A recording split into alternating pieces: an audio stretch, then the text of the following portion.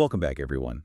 Today, we're doing a deep dive into an online clothing store, robstevenson.ca. Now, on the surface, it looks pretty appealing. They sell men's coats, jackets, look stylish, and they position themselves as a Canadian brand, offering high-quality stuff, but at big discounts. Exactly. It hits that sweet spot, looks good, seems affordable.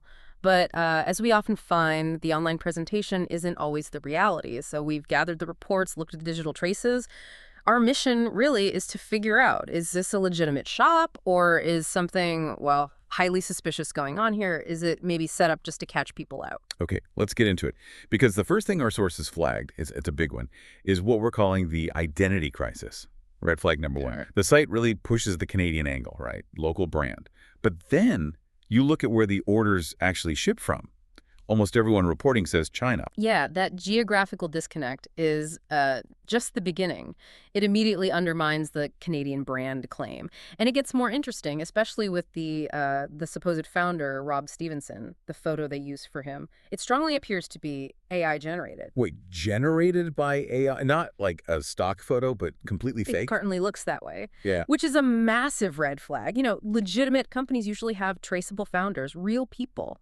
Using an AI image like this suggests they want to hide something, or maybe there isn't even a real Rob Stevenson involved. It lowers the barrier for, well, deception. And that ties into the address too, doesn't it? We looked into the physical address listed. It wasn't a warehouse or an office. It traced back to a residential area, just like a house. Exactly. A house, not what you'd expect for a brand claiming to sell quality apparel nationally or internationally. It just doesn't add up. So this lack of a clear, verifiable identity, it naturally leads us to the next point. Red flag number 2. What about the products themselves? Right. If the founder's potentially fake, what about the coats? Well, customers found that many of the product photos weren't original. They seemed to be copied, just lifted directly from other websites, maybe even other brands. Mm-hmm. Which means what you see advertised. That really sharp-looking jacket might be very different from what, actually arrives in the mail.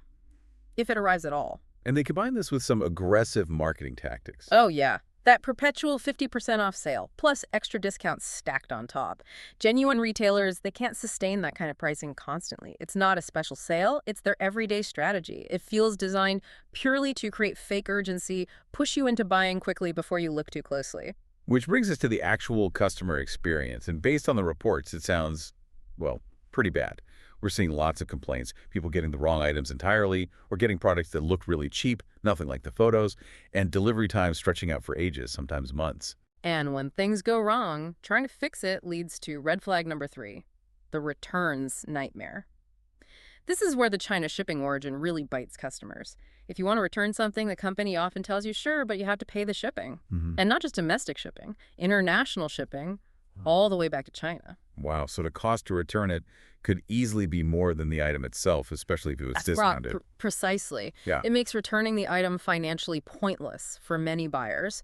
Or the other tactic is they'll offer a tiny partial refund, like maybe $10 back on a $100 coat. Just enough to make you maybe give up and keep the shoddy product rather than face the hassle and cost of sending it back. Okay, so let's pull this all together. We've got the AI founder image, the misleading Canadian claims, the residential address, add in the copied product photos, the shipping from China, and these really difficult return policies. When you look at everything, the conclusion seems pretty clear. robstevenson.ca looks highly suspicious. Probably not a place you want to trust with your money. It really does seem that way. And this whole situation, it raises a bigger question for you, the listener, doesn't it? Think about how easy it's becoming to create these convincing-looking online fronts.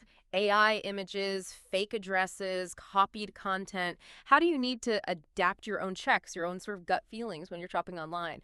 What new signals do you need to look for to avoid these kinds of traps? That's something worth considering.